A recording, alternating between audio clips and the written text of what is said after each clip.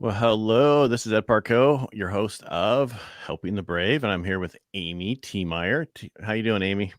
I am doing pretty good. How about you? Good.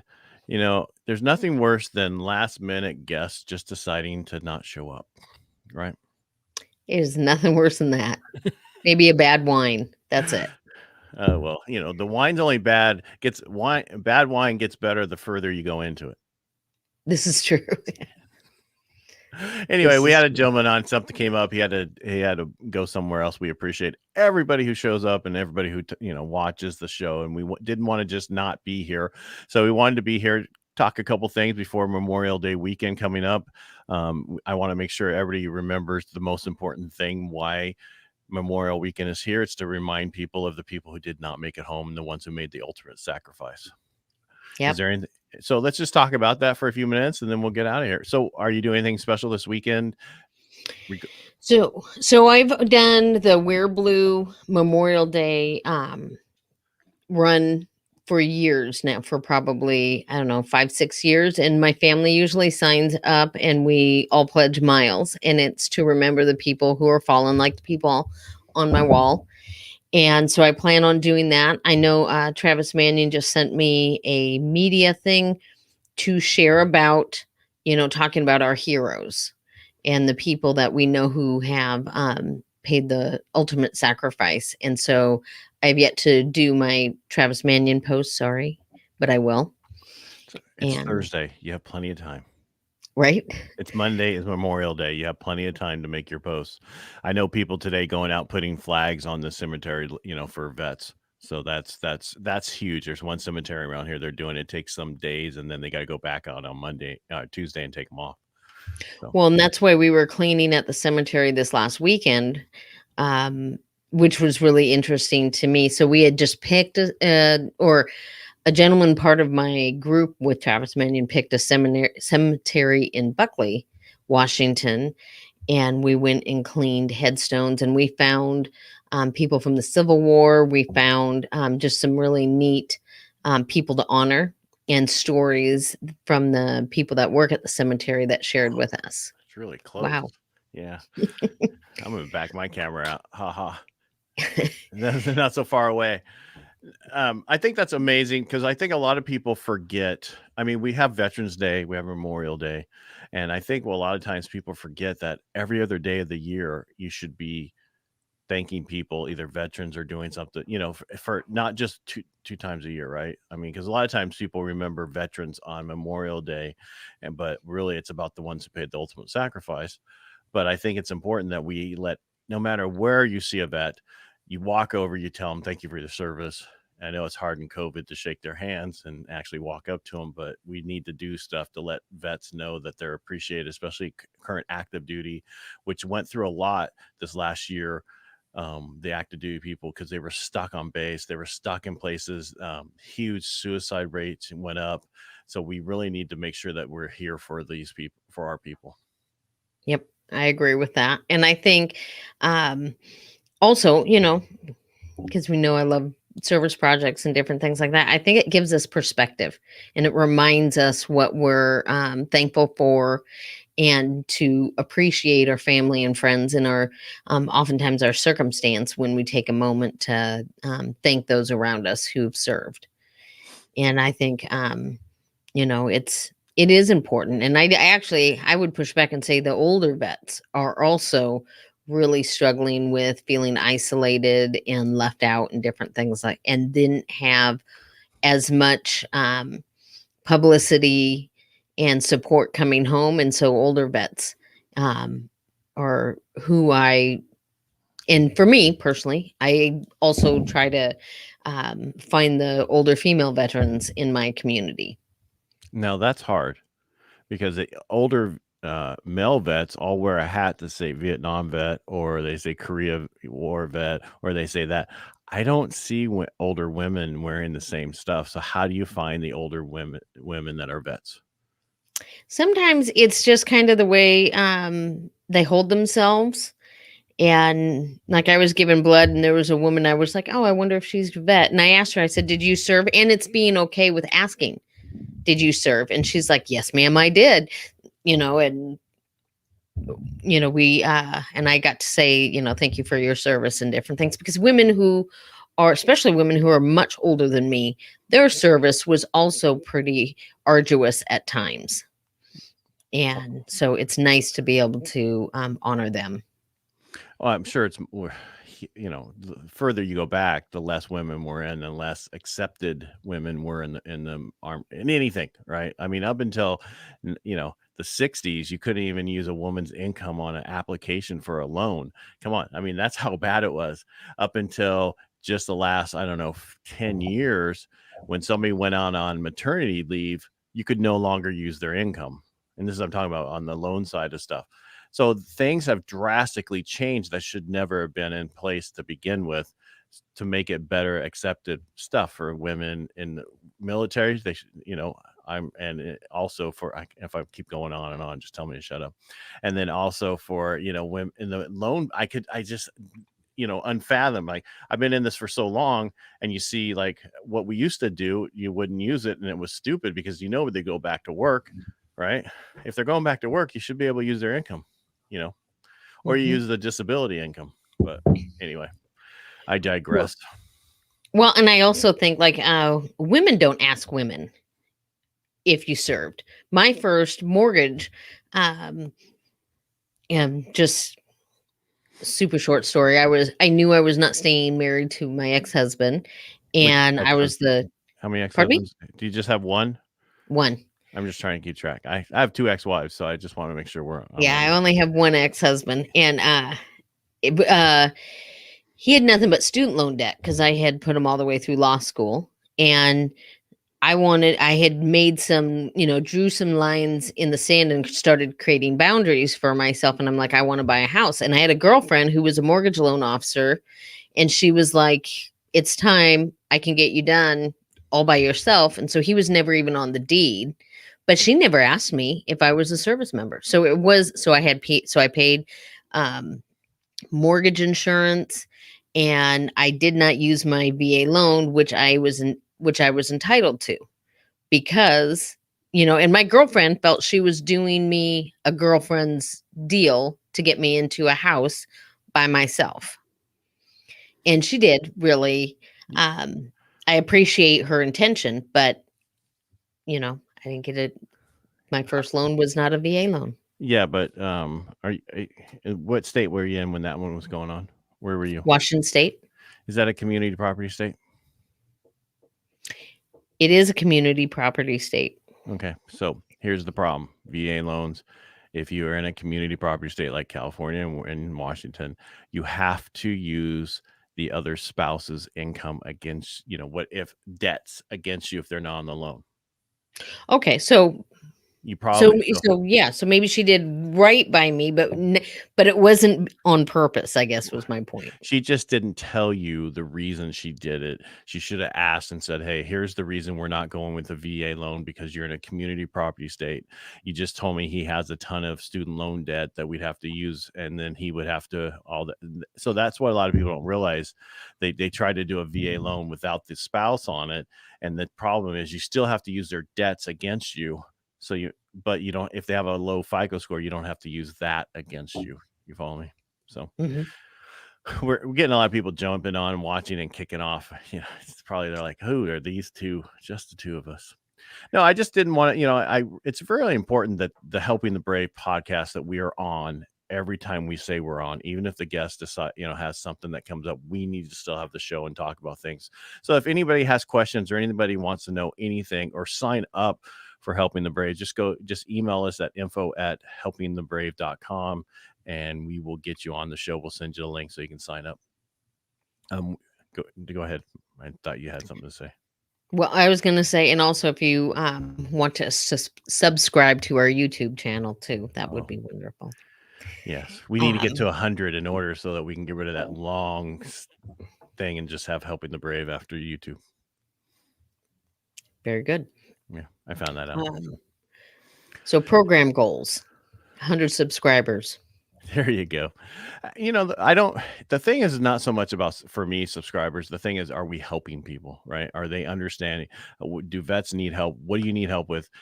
Comment, please. We don't know if someone's there We don't know if you're watching. We don't know who's there, who, whatsoever. Please comment. Let us know you're there. If you have questions, ask the questions. Ask now, hey, we have these questions. Can you get these types of shows? I'm open for any additional types of shows. I mean, we have people come on and tell their story, their transition story, tell about other things in life. Whatever people want to know, we're here to help you. Agreed. And I also think um, the transition stories just really allow us to bond, I think. And then, like you said, I think sometimes it's not what happens during the show, it's also connecting people after the show because of the resource. So, Dean shared about the Authentically American brand. I think Lisa's husband, when he was on, sharing about his experience in the Navy during the Vietnam era was really interesting.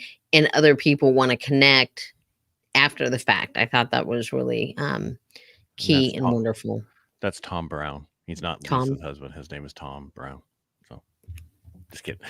I'm Marsha's husband, so I'm good with that. I think because a lot of the people we've met through here tell their story, and then something happens afterwards. We do something else with them, or we connect them with somebody else, and I think that's very important.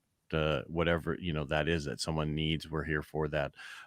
We are this movement's just starting. It's taking a little bit longer, and that's fine. I mean, we all work full time. This is not, we don't get paid to do this, and so there's 4 hosts, right? And then usually it's either me or you, or because the other 2 are, one's active duty and the other one's stuck in a bunker somewhere.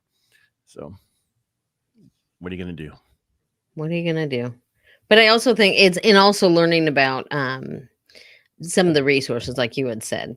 I got to spend time with a veteran who was sharing with me about minority American veterans. I think I might be saying the title wrong. And I had not heard of that organization, and he's scheduled down in the future. And so I think that'll be interesting to hear all those resources and the different things that they're doing. And so I encourage groups that if you have overlap, that it's okay, that we, how a person receives information is, in a lot of different ways. And so we can just try to connect them to all the different things, and they pick. Now, are you doing anything with female veteran homeless in your area? I know you talked about it a few times off air, a little bit on it, but are you doing anything? Need any help with that kind of stuff? Do you need stuff like that? Well, I'm trying to connect with some of the people who are with the Department of Veteran Affairs. And I've talked to some different local agencies. We haven't bought property, is actually where our constraint is. If we found the property in around the state of Washington, and actually Leroy Petrie, who's a Medal of Honor recipient locally, I was speaking with him, and my friend Pete was speaking with him, and if we got our so our cog right now is finding the place that is equally accessible to VA services and the city, because we have a place in Washington State called Ording, where it's kind of far out to have all the services needed for the wraparound things when you're talking about people who are experiencing homelessness. And so we're trying to find our space. So that's kind of where we're stuck. Once we find our space, we actually have a lot of groups that are interested in participating and supporting, but it's that first cog that we're looking at. So what are you exactly looking for space so it can be out there? Where? Is there a particular area or?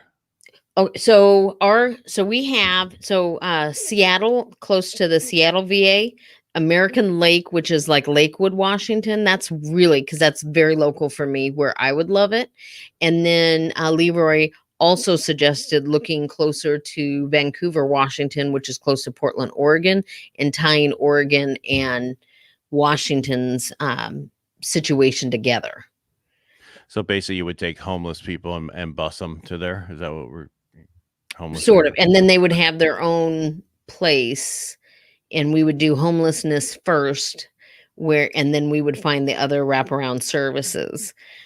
So it would be a program that they could, in our minds, and when we were dreaming it and using the board behind me, we were thinking of a program that would be up to 16 months, and they could stay from 1 month to 16 months depending on what their needs. And we were identifying um, female veterans experiencing homelessness, which are twice as likely, female veterans are twice as likely to experience homelessness than our civilian counterparts.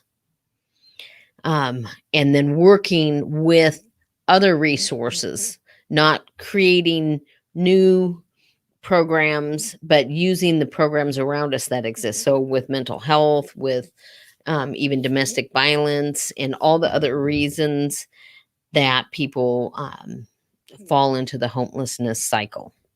How big of a place do you need? Do you like need an acre, or you need like 800 square feet? I mean, what are you looking for?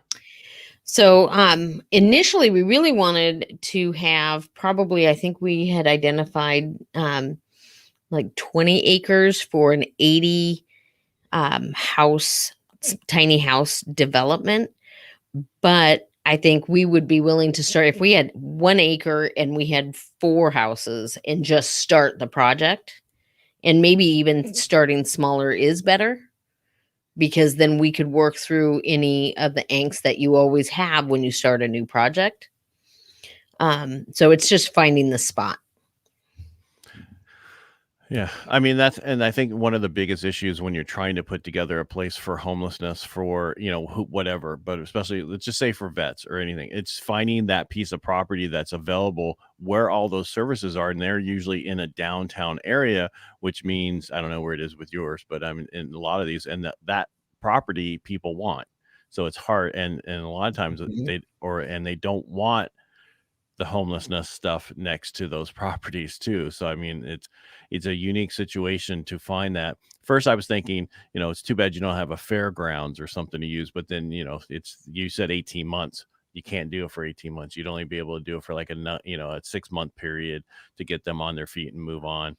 But I'm just thinking, stuff that doesn't get used all the time, especially through COVID. Most fairgrounds have not been used at all. So That was that's a good idea though for, if we did a temporary thing. and it's good enough for, I mean, in our area for Japanese people. I mean, that's the problem. Our fairgrounds was used one of those camps. So Yes, I'm just saying, internment camps. yes, Yeah, yes, unfortunately. But that's the history that we have to remember so we never right. repeat. This is true. This is true. I used to go to a Buddhist temple in Tacoma that the older families were a part of internment camps, but they called them concentration camps they were invited to. Is that what they were? and, and I'm like, well, suppose it's up to them on how they remember, but they were there. So, Right. however they saw it. Yeah, I think what, just let us know what you need. We have homeless in our area bad, but it's not all veteran, right? We have a lot of people who, right? So but you're a larger area to pull from, right? So yes, however, the reason, and I can funnel down on the reason why I even just say female veterans is because I wanted to create a program that You could are be one. duplicated. Yes, I am one, but and so that enabled other demographics to work within their groups. And so, you know what I mean? Like, I would absolutely love to solve all homelessness everywhere, But but we I'm know, but most of the homelessness for veterans has to do with PTSD, has to do with, and a lot of that has to do any drug use or other stuff that's associated with that homelessness from PTSD is because dealing with that instead of dealing with the PTSD, right? right. And I Which is can't also swear that's what it is because I didn't have any issues, but I know some people who've had it and worked through it. We've had them on. Maybe you can work with them to work out a program.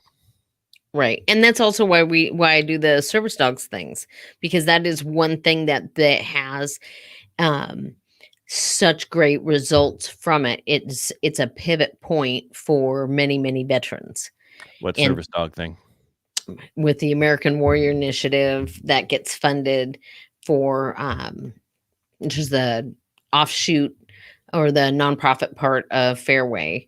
And so we use employee contributions to fund service animals, and I get to do that, which is why I have a really, really cool job.